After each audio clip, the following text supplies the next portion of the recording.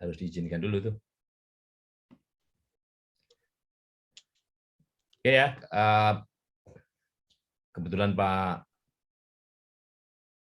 Willy apa namanya hanya bersedia masuk sekali, jadi saya dapat limpahan waktunya sehingga saya bisa mengisi 5 kali ini. Biasanya saya 3 kali. Ya. Nah,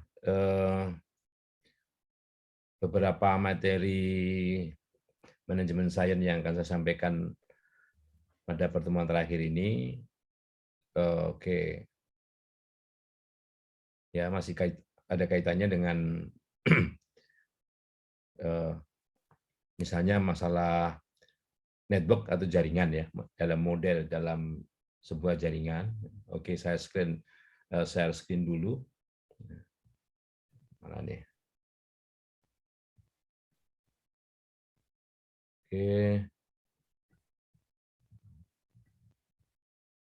Kita ulang kembali dan bagaimana menggunakan QM-nya ya.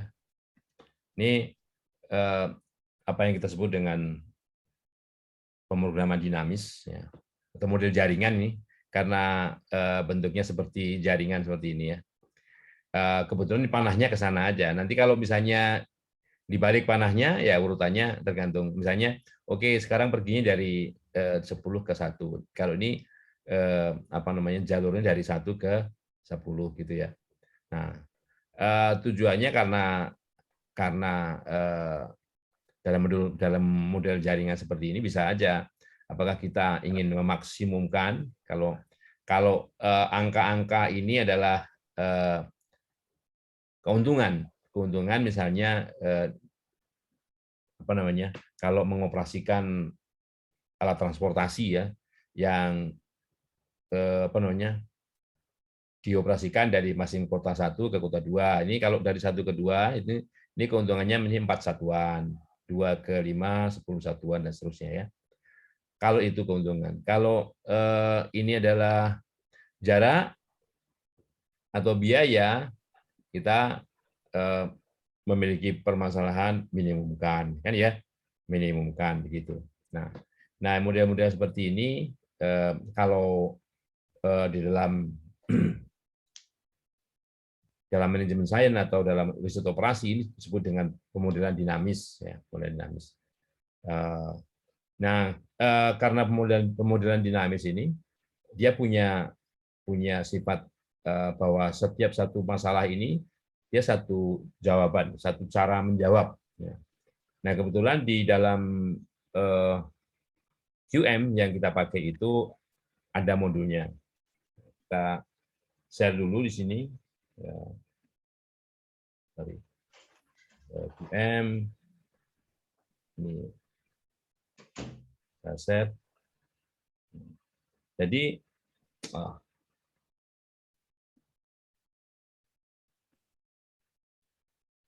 Jadi data yang ini itu dirubah dalam format QM itu menjadi seperti ini.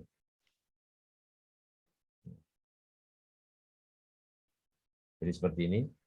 Jadi dengan menggunakan modulnya adalah modul network ya, model network ini jaringan. Ya. Kemudian nanti kalau apa namanya kita mengoperasikan yang baru, ya, ini kita pilih shortest route gitu. Jadi rute terpendek gitu. Ya, rute terpendek. Begitu kita klik, nanti akan yang ditanya di sini adalah banyaknya cabang, banyaknya kegiatan, banyaknya gambar panah yang kita gambarkan di antar node, ya, antar kota tersebut ya. Ya. Nah, kemudian kita pilih directed di situ. Nah, kemudian isinya itu kalau di sini karena sudah saya ketikkan karena kalau ngetik selama kuliah perlu waktu lama ya.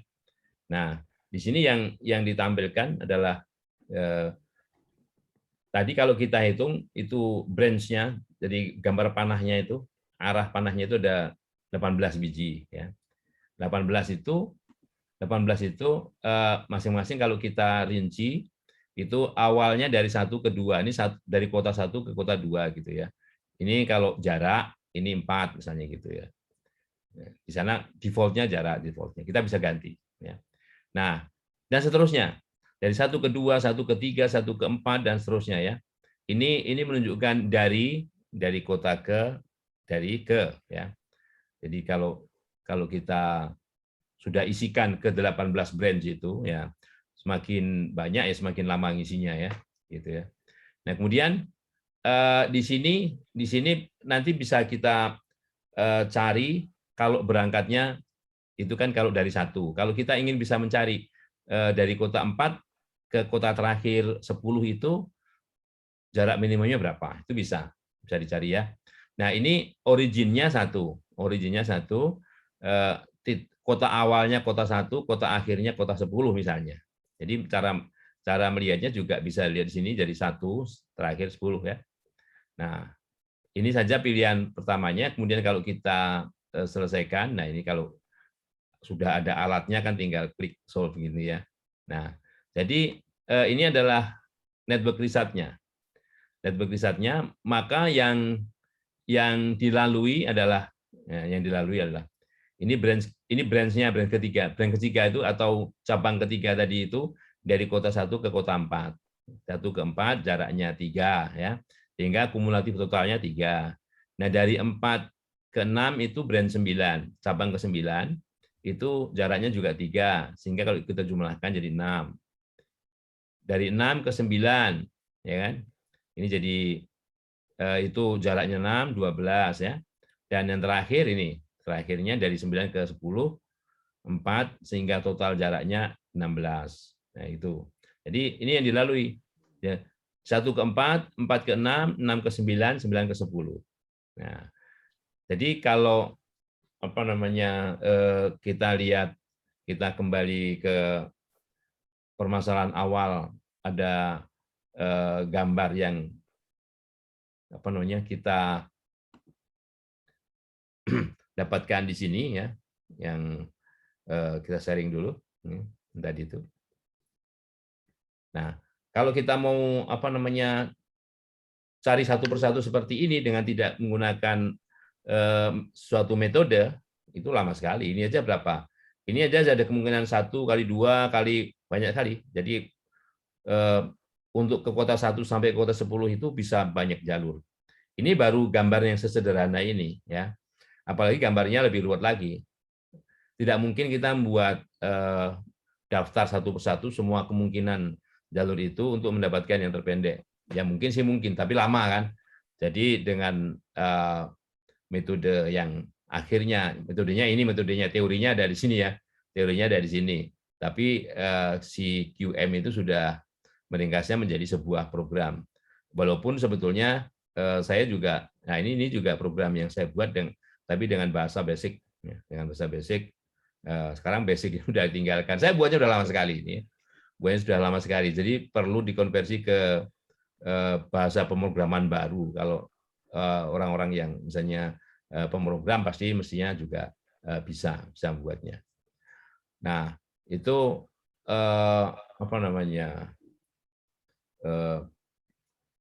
model jaringan ya.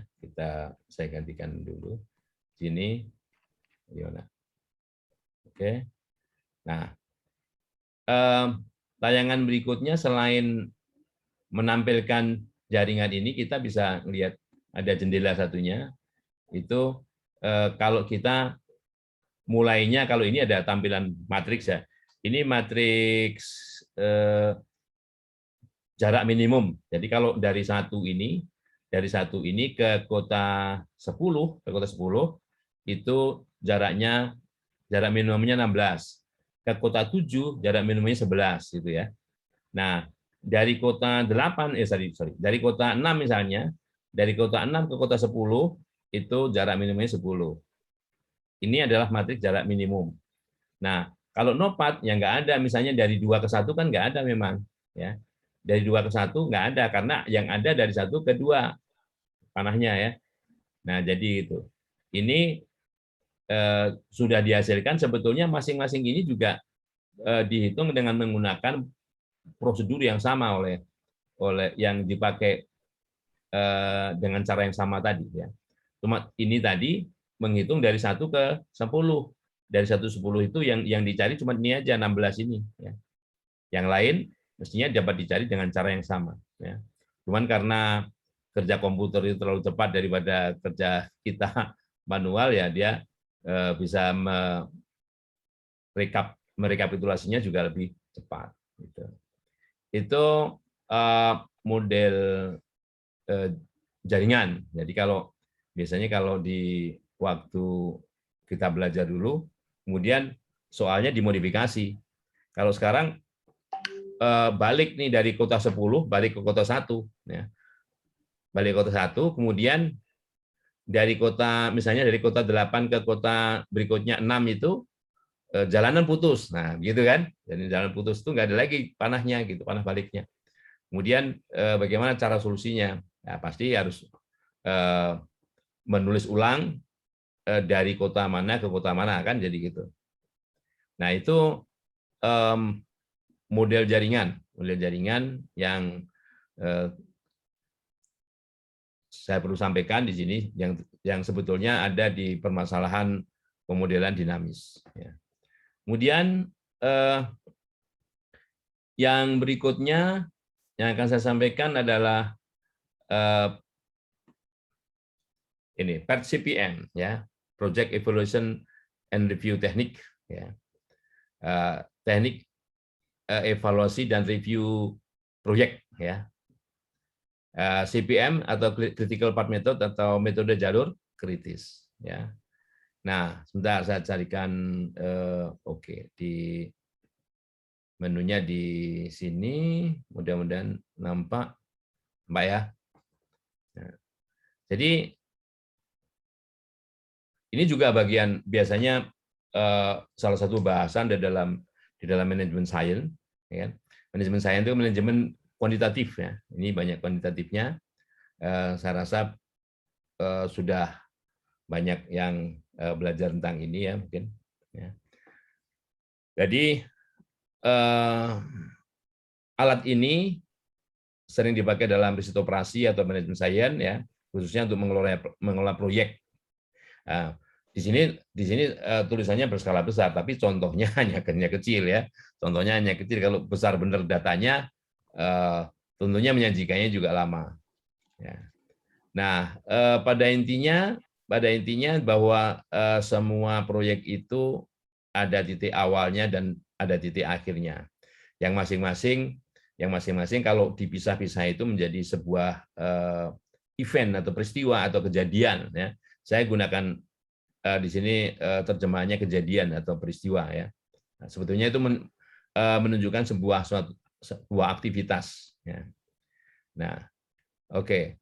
Jadi jaringan PERT ini tadi sudah saya sebutkan. Jadi setiap pekerjaan itu dinotasikan atau disebut dengan sebuah aktivitas. Ya. Nah, sebuah aktivitas itu memerlukan informasi. Informasi bisa waktu atau mungkin sumber daya lainnya. Ya. Nah, dalam hal ini yang akan saya sampaikan itu mengenai waktu. Ya. Nah, aktivitas menggambarkan pekerjaan itu bahwa suatu pekerjaan itu harus diselesaikan. Ya. Harus diselesaikan. Nah, jadi ini perlu untuk keperluan pembelajaran ini perlu diberikan semacam definisi atau pengertian dan sebagainya ya, bahwa hubungan dari semua aktivitas proyek itu dapat digambarkan dengan sebuah jaringan juga. Kalau tadi jaringan yang berkaitan dengan arah gerakan sebuah misalnya alat transportasi, ya. Kalau di sini arah gerakan aktivitas. Ya. Nah, digunakanlah tanda-tanda, misalnya untuk melambangkan aktivitas itu digunakan anak panah. Ya. Anak panah. Kemudian itu aktivitas. Suatu peristiwa atau kejadian atau event itu dilambangkan dengan node. Bahasa diterjemahkannya nodus ya. Node bahasa Inggrisnya node ya. Nah, ini menggambarkan awal dan selesainya suatu aktivitas ya. Lingkaran atau nodus disebut juga, ini tadi sudah saya sebutkan. Nah, ekor anak panah, ekor anak panah, karena anak panah itu kan begini, terus ujungnya lancip gitu ya. Ekor anak panah itu melambangkan mulainya suatu aktivitas. Nah, kepalanya melambangkan akhir aktivitas. Ya, oke. Nah, jadi ini ada yang masuk lagi. Oke. Nah, jadi kalau kita gunakan di sini yang sebagai apa namanya, informasi yang digunakan itu adalah waktunya, waktu dan sumber daya. Kejadian ini merupakan tonggak atau pertanda atau batas waktu yang menyatakan selesainya semua kegiatan dan mulainya kegiatan lainnya. Jadi kalau bisa jadi selesai dan mulainya, selesai dan mulai, atau selesai sama sekali nggak ada mulai lagi. Kalau itu yang terakhir kalinya. Ya. Suatu kejadian dikatakan atau event dikatakan selesai apabila semua aktivitas yang mendahulunya ya telah diselesaikan atau telah dikerjakan. Ya. Nah, biasanya aktivitas yang dimulai dari event I ya, dan berakhir pada event J itu kita sebut dengan aktivitas IJ. Jadi dari I ke J gitu ya. Ini notasi dulu biar seragam. Oke. Oke. Nah, jadi gambarnya gini misalnya. Nah, ini ada ini event ya. Ini event ya. Nah, ini mulai, ini selesai sebuah proyek ya. Nah, ini aktivitas dari 1 ke 2. Nah, di sini kan di sini selesainya aktivitas dari 1 ke 2, mulainya aktivitas berikutnya dari 2 ke 3 atau 2 ke 5. Kan gitu. Ya. Nah, jadi kejadian 1 menggambarkan awal, ini awal atau start mulainya proyek. Kejadian 6 akhir suatu proyek. Event atau kejadian 3 ini tidak dapat dikatakan selesai, di sini tidak dapat dikatakan selesai kalau aktivitas 1-3 dan 2-3, dan itu dua-duanya ya.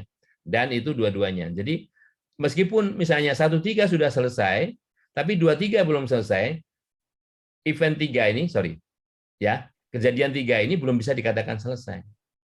Jadi harus dua-duanya selesai. Karena ini dan ya.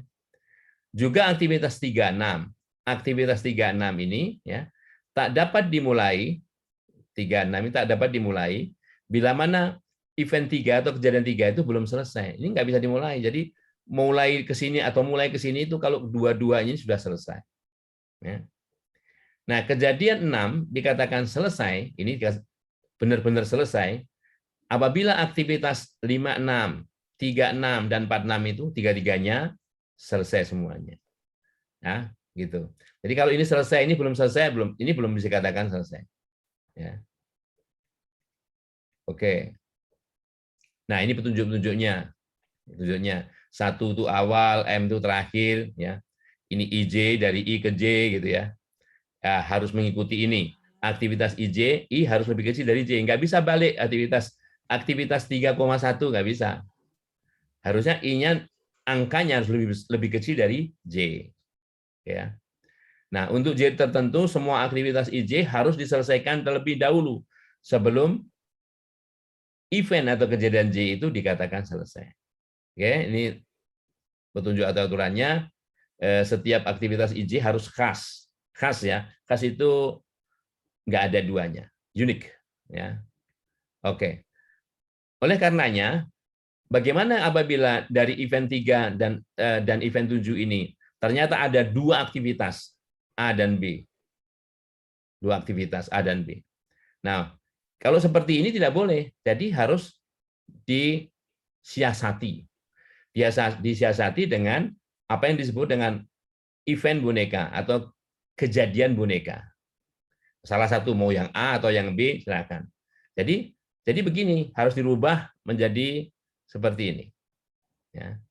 Nah, jadi kalau ada 2 aktivitas dari 3 ke 7, ini salah satu dibuatkan dulu. Dibuatkan menjadi ini event boneka ya. Ya. Nah, yang ada angkanya ini, yang di sini titik-titik atau patah-patah ini waktunya dibuat 0. Ya. Dibuat 0. Ya, jadi ini hanya untuk mensiasati supaya apa namanya, metodenya berjalan atau programnya berjalan, ya. Oke. Nah itu, oke. Jadi detail nanti detail hitungannya saya tidak akan rumusnya tidak akan bahas, tapi minimal terminologinya. Ya. Nah ada beberapa oke ini masih bahasan tentang aturan tadi ya. Nah aturan tadi. Jadi gambaran lebih lanjut dengan aturan 6 tadi, aturan 6 itu daripada membingungkan. Ini ada ilustrasi aktivitas A dari 1 ke 4 ya. B dari 2 ke 3 ya. C dan D, C itu setelah 4 ke sana, D setelah 3 ke sana ya. Merupakan 4 aktivitas yang harus diselesaikan. Ya. Aktivitas jadi A dan B ini harus mendahului C. Harus mendahului C. Ya. Tetapi hanya B yang mendahului aktivitas D. Ya. Yang mendahului aktivitas D. Ya kan? Karena ini panahnya ke sana. Nanti kalau panah yang dibalik begini, lain cerita. A yang mendahului C. Ya. Hal tersebut dapat dilakukan dengan cara menambahkan aktivitas. Jadi harus perlu ini. Aktivitas boneka yang ditunjukkan dengan garis terputus seperti ilustrasi ini. Kalau situasinya seperti ini, bahwa B yang boleh mendahului D. Nah, tapi kalau A yang boleh mendahului C, gambar panahnya ke bawah. Ya. Nah ini ada terminologi apa yang disebut dengan estimasi waktu aktivitas. Ini khususnya apabila sebuah aktivitas itu diukur dengan 3 waktu. Nah jadi gini, sebuah aktivitas, sebuah pekerjaan itu dari I ke J itu bisa diukur begini. M itu adalah waktu yang realistis, istilahnya realistis. Ya. Realistisnya berapa? Oke, itu misalnya 5 hari selesai, misalnya gitu. Itu realistis. Tapi ada orang yang optimis, enggak 3 hari bisa selesai. Nah, waktu optimis itu harus lebih kecil dari M. Nah, lebih kecil dari M. Ya. Oke. Nah, yang ketiga, waktu pesimis, wah nggak bisa 5 hari itu 7 hari misalnya. Jadi ada waktu optimis, realistis, pesimis. Nah, ini adalah kadang-kadang setiap aktivitas itu ada yang cara mengukurnya dengan 3 ukuran waktu seperti ini. Nah, kalau ini yang dipakai, ya, maka kita punya ukuran rata-rata. Kalau begitu rata-ratanya, gitu ya. Kalau begitu rata-ratanya bagaimana? Nah, rata-ratanya dihitung dengan ini. Dengan rumus ini. Jadi kalau di sini tadi 357, jadi 3 ditambah 4 kali 5 tambah 7 dibagi 6.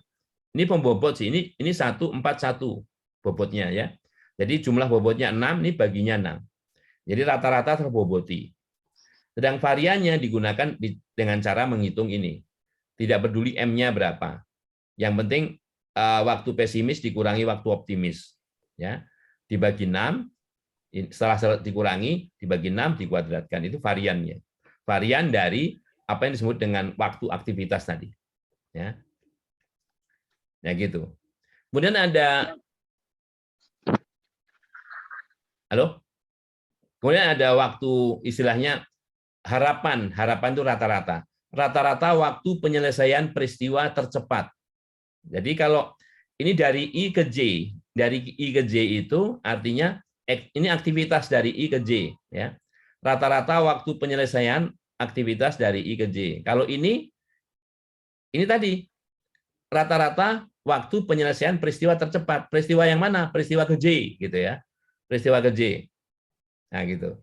Nah itu misalnya dari I ke J kan, TEJ, harapan waktu penyelesaian kejadian atau peristiwa tercepat kejadian J. Nah, jadi ini rumusnya, saya nggak usah ini daripada nanti ribet. Minimal tahu itu, minimal tahu istilah itu. Nah ya, ini dengan teladan ini. Jadi misalnya gini, ini ada sebuah jaringan sederhana awalnya 1 ya, awalnya diberi node 1 namanya, ini node 7 selesainya. Dan ini adalah informasinya. Jadi dari 1 ke 3 ini waktu realistisnya. Ini waktu optimis, ini waktu pesimis. Jadi AMB-nya ini. Jadi ini format AMB-nya diletakkan di atas garis. Dia panah, di atas panah ya. Nah, masing-masing ini kan bisa dihitung ET dan variannya.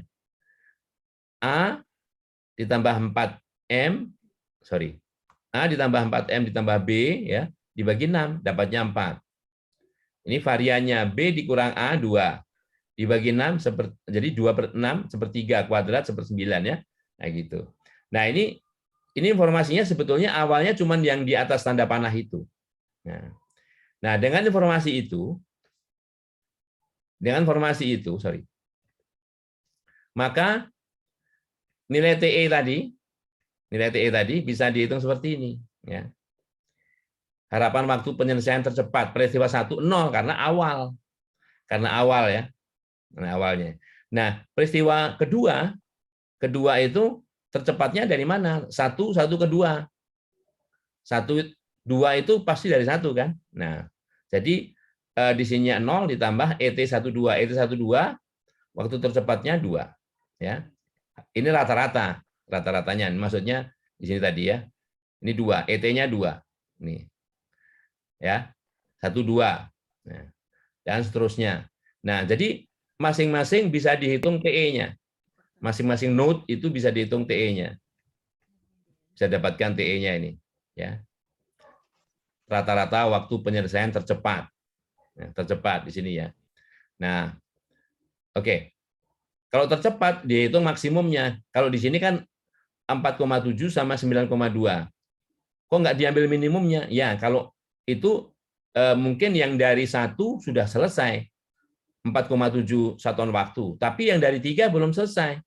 Jadi peristiwa keempat ini baru bisa dikatakan selesai kalau yang 3, 4 selesai. Kan gitu. Nah, itu. Nah, kemudian ada temannya. Untuk bisa menghitung mendapatkan jalur kritis, kita juga menghitung waktu penyelesaian peristiwa terlama yang diperbolehkan. Nah, istilahnya itu. Nah, waktu penyelesaian peristiwa terlama yang diperbolehkan itu TL namanya. Ya. TL-nya dari data tadi, nah kita balik ngitungnya dari TL7, dari yang selesai dulu. Yang ini titik selesainya. Jadi ngitungnya kalau TE itu dari 1 sampai ke yang terakhir M-nya 7, kalau yang TL dari M7 ke 1. Ya. Ini mundur ngitungnya. Ini kalau ngitungnya manual. Kalau ngitungnya manual mundur, ya. Oke. Jadi setelah itu kita bisa menghitung apa yang namanya SE, event select time. SE ini selisih ini kan waktu terlama. Waktu terlama yang diperbolehkan dikurangi waktu tercepat untuk menyelesaikan peristiwa atau event J ini. Ya. SE sama dengan TL dikurangi TE. Nah. Oke. Nah, dari sana apa yang dimaksud dengan jalur kritis? Jalur terpanjang, jalur terlama. Suatu jaringan PET disebut sebagai jalur kritis. Jadi yang waktunya paling lama itu jalur kritis. Ya. Nah, ini merupakan jalur yang diikuti untuk memperoleh nilai TE kejadian terakhir. Ya, ini ya. Jadi kita bisa lihat nanti ya. Sebetulnya masing-masing selisih masing-masing SE1 sampai SE7 itu bisa dihitung juga. Ya. Nah, ini kalau kita lihat ya jalur kritisnya waktu terlamanya itu di sini. Waktu terlamanya di sini berdasarkan TE dikurang TL dikurang TE. Ini TL dikurang TE kan? Jadi ini karena sama-sama ini 0 nih. Ini 0 sehingga SE-nya 0 ya. Ini juga TE sama TL-nya sama nilainya ya. TE sama TL-nya sama nilainya. Nah, disinilah jalur kritisnya. Nah, jadi di mana jalur kritisnya? dari 1 ke 3, 3 ke 4, 4 ke 5, 4 ke 6, 6 ke 7. Nah, dengan demikian kalau misalnya diketahui jalur kredit ini kan berarti kan waktu penyelesaian terlama loh ya, ya kan di sini. Kalau begitu, ini kan sudah selesai duluan nih. Nah, gunanya CPM itu bisa jadi kalau di sini tahu sumber dayanya ini akan makan waktu lama, sumber daya yang ada di sini bisa dipindahkan ke sana supaya waktunya bisa dipercepat dikit. Itu salah satu misalnya kegunaan dari critical path method ya. Nah, sebetulnya bisa dicari lagi bagaimana peluang penyelesaian terhadap sebuah peristiwa itu, sebuah aktivitas atau event itu bisa dihitung juga nih kalau pakai statistiknya, pakai ilmu peluangnya. Nah, bagaimana kalau kita lihat di sini teladan tadi ya kita buka dengan kita selesaikan dengan cara dengan menggunakan QM ya. Oke. Nah, kita tutup dulu di sini. Oke.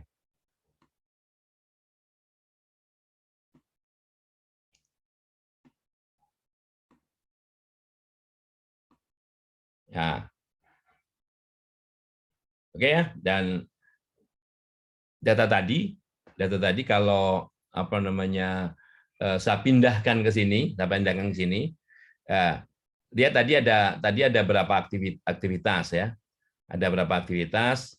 Kalau dilihat ulang itu ada 9 aktivitas, 9 garis itu ya, 9 aktivitas. Sebut saja namanya, saya sebutkan namanya sini A, B, C, D sampai I. Ya. A itu dari 1 ke 2, B dari 1 ke 4, C dari 1 ke 3, dan sebagainya ya. Dan yang dimasukkan tuh ini datanya. Yang dimasukkan ini. Dari node berapa ke node berapa. Pasti diawali dengan 1. Ya. Pasti diawali dengan 1. 1 ke 2, 1 ke 3, 1 ke 4 ya. Nah, di sini ini dengan menggunakan ini dengan menggunakan triple time estimate. Jadi pilihannya di sini triple time estimate. Nah, ada sih yang single time estimate ada. Kalau single time itu kalau kita sudah yakin sudah pasti ya. Jadi nggak ada waktu optimis, nggak ada waktu pesimis gitu ya. Jadi kita pakai triple time sini ya. Kemudian ya setelah dimasukkan ya, periksa nggak ada yang salah, setelah dimasukkan ya, kemudian jangan lupa nih, ya, nanti kita bisa lihat ya. Kita klik solve di sini. Nah, di sini ada beberapa jendela ya. Ini kalau kita lihat ini adalah project manajemennya ya. Secara keseluruhan waktu pengerjaannya 17,5 ya. Tadi sama dengan hasil kita tadi ya. 17,5. Bahkan di sini sudah ada standar deviasinya dan sebagainya. Ini aktivitas A dari 1 ke 2 itu ya, dari 1 ke 2 ini kan gini. Ini muncul nih. Muncul di sini yang istilahnya TE tadi ya. Ya. TE, TL dan sebagainya itu muncul di sini ya. Nah, ini apa tadi? Ya, nanti kita bisa lihat. Nah, di sini semuanya ada waktu aktivitasnya dan sebagainya ya. Dan bagaimana cara melihat jalur kritisnya? Dilihat di sini yang seleknya 0 nih ya, yang seleknya 0. 0 artinya TL sama TE tadi sama nilainya ya. TL sama TE sama nilainya 0 kan? Ini TL sama TE. Jadi kalau di sini saya notasikan dari 1 ke 3 sama tuh.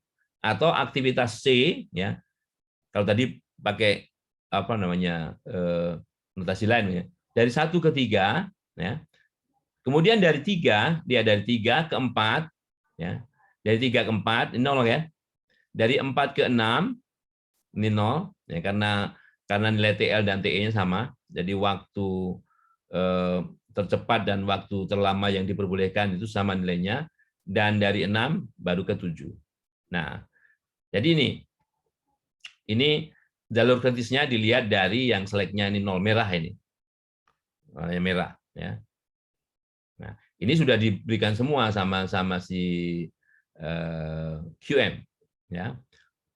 Perhitungan-perhitungan kita tadi. Bahkan ada yang di sini ada seleknya juga tadi kan. Ya. Oke. Nah, yang informasi lain ini activity time consuming ya.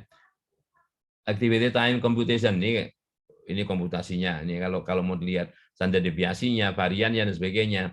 Ini kan ini dari 1 ke 2. Ini AMB-nya kalau istilah kita tadi ya. Ini ET-nya ya, ET-nya jadi A plus 4M plus B dibagi 6. Ini standar deviasinya, ini variannya. Ini statistiknya. Oke. Kemudian ada lagi apa nih? Chart misalnya. Ini chartnya. Nah, kita lihat. Nah, jalur kritisnya yang mana? Ini tadi yang merah itu. Ya. Yang mana bagus nih. Yang merah ini jalur kritis. Ya. Oke. Oke, mungkin ada yang ingin ditanyakan. Nah, begini. Oke. Jadi aplikasi apa saja ya? Aplikasi apa saja itu kalau kita menginstalnya penuh itu semua diinstal gitu.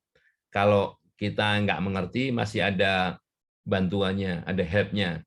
Saya jarang. Jadi kalau menemui kesulitan paling saya lagi minta bantuan di sini. Jadi help di sini ya. Misalnya kita nggak tahu prosedur apa tadi, prosedur per CPM. Ya, di help di sini dibuka aja manualnya. Bisa yang manual Word, bisa yang PDF gitu ya. Nanti kita cari manualnya. Ya. Cara mengeksekusinya, cara masukkan datanya dan sebagainya tentunya ada di sini. Ya. Aplikasi apa saja? Kalau saya misalnya biasanya yang saya perlukan itu baru kalau saya nggak tahu saya buka help. Gimana sih cara apa namanya menggunakannya gitu pasti ada. Ya, oke. Ada yang ingin ditanyakan?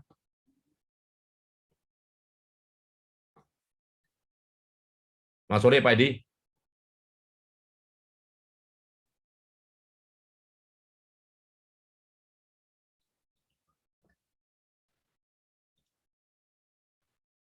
Oke.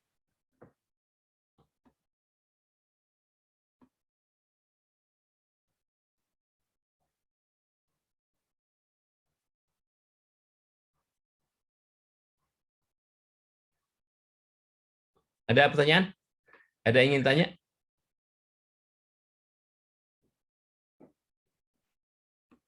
Baik.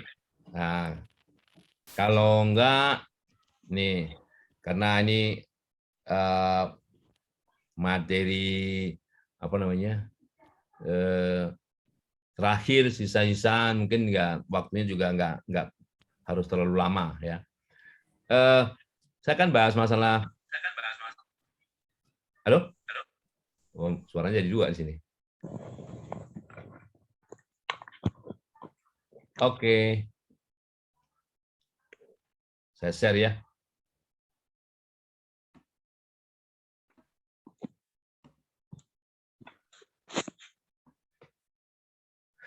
Kadang-kadang kita memerlukan forecasting untuk meramal. Khususnya ya sebetulnya untuk data-data yang sifatnya time series. Jadi kita disediakan juga di sini adalah modul forecasting ya, dari modul forecasting. Nah, kita pakai saja.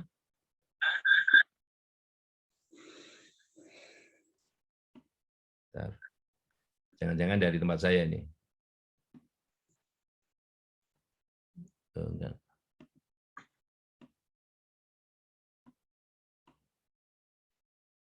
Nggak jelas.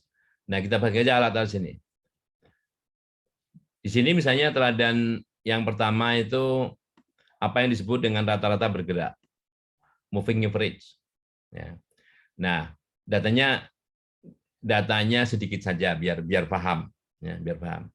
Jadi kalau kita punya data, ini pengamatannya seminggu sekali nih, tanggal 3, 10, 17, 24, dan sebagainya. Andaikan datanya seperti ini. Ya. Nah, ini masalah permintaan. Nah, moving average itu rata-rata bergerak, namanya juga rata-rata, yang digunakan, jadi memprediksinya, memforecastnya, meramalkannya itu berdasarkan nilai rata-rata. Rata-rata dari berapa periode, dan di sini inilah yang dimainkan. Ya. Kalau dua di sini, maka dua data pertama yaitu yang tanggal 3 dan tanggal 10 ini ya, dirata-ratakan digunakan untuk memprediksi yang tanggal 17. Itu ya, yang tanggal 17. Jadi kalau ini kita running gitu kan, kita jalankan begitu. Oke. Maka Windows pertama itu detail. Nah, gini ya. Jadi gini.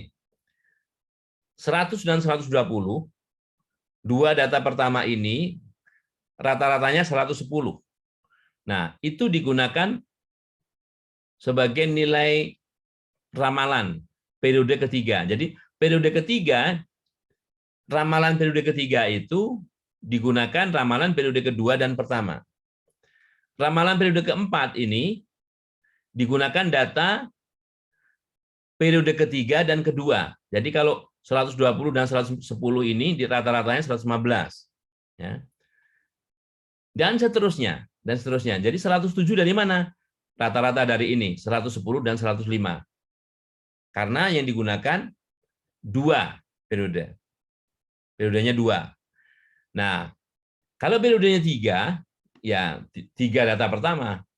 Tiga data pertama untuk meramal data keempat. Ya. Jadi gini, 1, 2, 3 data pertama, data pertama itu digunakan untuk meramal data keempat. Ya, ramalan data kelima itu digunakan data keempat, ketiga, kedua. Data pertama nggak dipakai lagi. Nah, gitu. Nah, oke, itu forecast-nya. Selisih antara yang sebenarnya.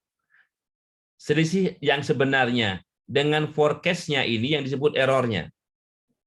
Ini errornya 5, min 5 ya. Kalau di harga mutlakkan plus, jadi plus 5, nggak ada minnya hilang. Kalau dikuadratkan ya min 5 kuadrat, 25 ya. Kalau dipersentasekan errornya ya. Jadi ini 5 dibagi, nah 5 dibagi berapa? Ini kan 5 per 5, hampir 5 per 100 ya, 5 per 100. 5 dibagi ini 110. Ini forecast-nya ya. 5 dibagi 105 kali ya. Ya itu. Nah, ini kalau percentage error.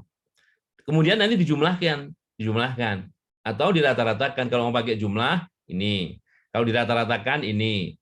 Jadi ini yang biasa digunakan untuk apa namanya? membandingkan antar metode peramalan. Apakah kita menggunakan average error, apa average ini absolute error, atau istilahnya mean square error, mean absolute deviasi ya, mean absolute percentage error dan sebagainya. Nah, itu yang digunakan untuk apa namanya? Mengevaluasi misalnya oke, yang periodenya yang di sini, yang periode untuk merata-ratakan itu 2 atau 3 atau 4 atau berapa yang bagus, nanti dibandingkan ininya. Dibandingkan bisa MAD-nya, bisa MSE-nya, bisa MAP-nya. Ya. Itu yang namanya rata-rata bergerak, namanya moving average. Moving bergerak, average rata-rata. Bergerak karena untuk tadi ya, kalau dua itu peramalan periode ketiga ditentukan oleh dua periode sebelumnya. Peramalan periode ke T ditentukan oleh dua periode sebelumnya, T-1 dan T-2 gitu ya. Nah, itu kalau dua, kalau tiga ya tiga periode sebelumnya. Dan seterusnya ya. Biasanya penggunaan periode ini ya, itu dari siklus. Nah, kalau datanya sedikit ya nggak enak di sini. Kalau biasanya datanya bunganya sekali, ya, berarti banyak sekali. Apakah siklusnya itu misalnya triwulanan atau semesteran atau apa dan sebagainya gitu. Rata-ratanya per itu. Ya. Apa per 6 bulan, apa per 12 bulan, setahun, atau per 3 bulan, atau per 4 bulan gitu ya. Gitu. Itu yang rata-rata bergerak. Ya.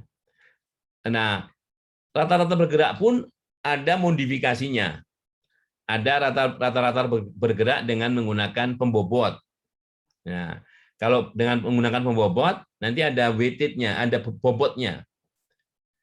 Kalau tadi bobotnya rata-rata bergeraknya sama. Kalau 2 itu ya setengah-setengah. Kalau 3 sepertiga, sepertiga, sepertiga. Bobotnya sama. Ya. Bisa jadi rata-rata bergerak itu bobotnya tidak sama. Walaupun periode 3 bisa bobotnya 1, 2, 1. Nah, seperti itu. Itu berarti rata-rata bergeraknya terboboti. Ya. Nah, ini kalau misalnya rata-rata bergerak dengan pembobot. Ya. Nah, ini bobotnya. Periodenya 2, pembobotnya 0,6, yang pertama itu 0,6, yang kedua 0,4. Ya. Jadi untuk meramal periode ketiga ini, itu 0,6 kali 100 ditambah 0,4 kali 120. Nilainya nanti untuk meramal periode ketiga. Nah, periode keempat digunakan data ketiga dan kedua dengan bobot ini 0,6 dan 0,4. Itu kalau 2. Kalau 3 ya nanti di sini diatur bobotnya berapa. Bobotnya berapa? Apakah 121 ya, 121 berarti 0,25, 0,5, 0,25 atau berapa? Ya. Itu. Jadi kalau ini misalnya, nah, jadi ini kalau dilihat, nah, ini ada bobotnya. Jadi kenapa ini tidak 110 seperti tadi? Karena 112 itu 0,6 kali ini kali 100 ditambah 0,4 kali ini. Gitu. Atau sebaliknya. Nah, tergantung bobotnya yang mana. Ini 0,6, 0,4 ya. Oke. 112.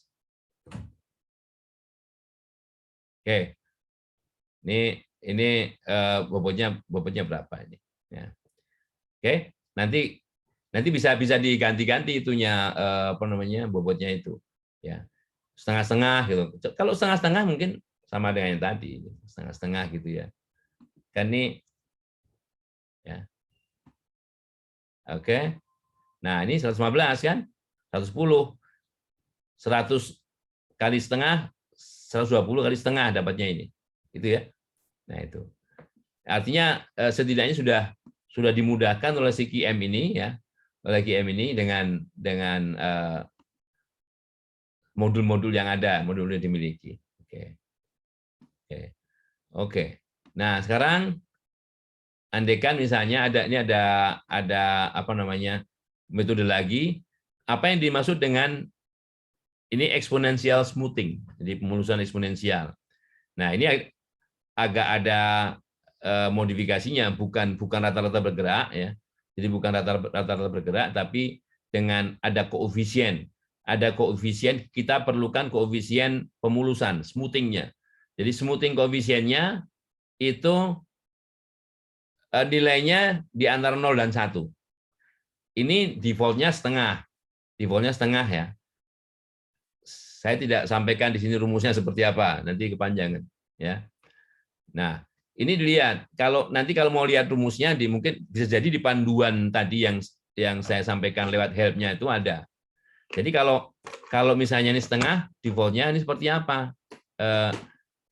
Reportnya. Oh, misalnya seperti ini ya. Ini langsung di periode kedua aja langsung apa namanya? Ini menunjukkan seperti ini ya. Oke. Ada rumusnya sih, ada rumusnya tapi tidak saya sampaikan di sini. Jadi ini ada forecast dari exponential smoothing ya, exponential smoothing ya. Exponential smoothing itu ada macam-macam. Nanti ada single exponential smoothing, double exponential smoothing dan triple exponential smoothing. Jadi koefisien mulusannya bisa hanya satu parameter, dua parameter, atau tiga parameter. Ya, tapi biar tahu aja bahwa alat forecast-nya di sini ada, ya, ada ini. Alat evaluasinya sama aja. Kalau ini diganti misalnya dengan, ingat ya nilai di sini itu antara 0 dan 1. Seperti nilai peluang. Nah, seperti nilai peluang. Nah, ini beda lagi nanti di sini. Nanti alat evaluasinya itu ini. Alat evaluasinya itu MAD, MSE, MAP ini. Ya. Untuk membandingkan apa? Untuk membandingkan beberapa metode peramalan itu, metode forecasting itu. Ya. Nah, ini ada exponential smoothing dengan tren misalnya, atau linear regresi. Sebetulnya kalau linear regresi ini lebih ke alat analisis untuk data yang sifatnya cross section.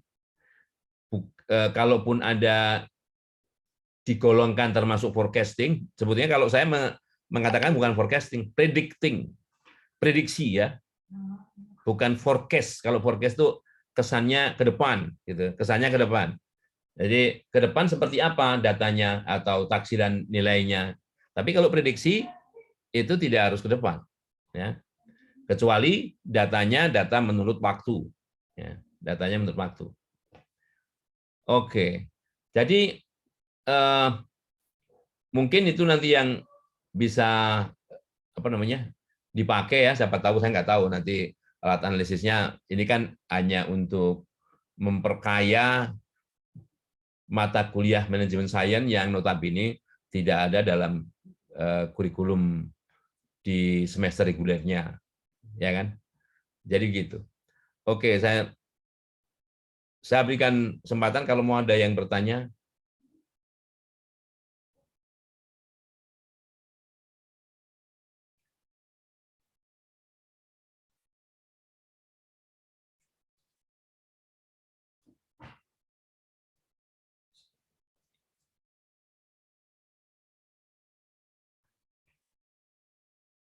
Nggak ada? Baik, kalau nggak ada, karena sebetulnya bahannya sudah saya sampaikan semua, sudah habis ya untuk manajemen sains. Nah, nanti ketemu di materi statistika multivariat ya, dalam semester regulernya, entah mulainya kapan. Baik ya, saya akhiri. Terima kasih semuanya. Kalau ada kekurangan saya mohon maaf ya. Assalamualaikum warahmatullahi wabarakatuh. Waalaikumsalam warahmatullahi wabarakatuh. Terima kasih, Prof. Terima kasih banyak, Prof.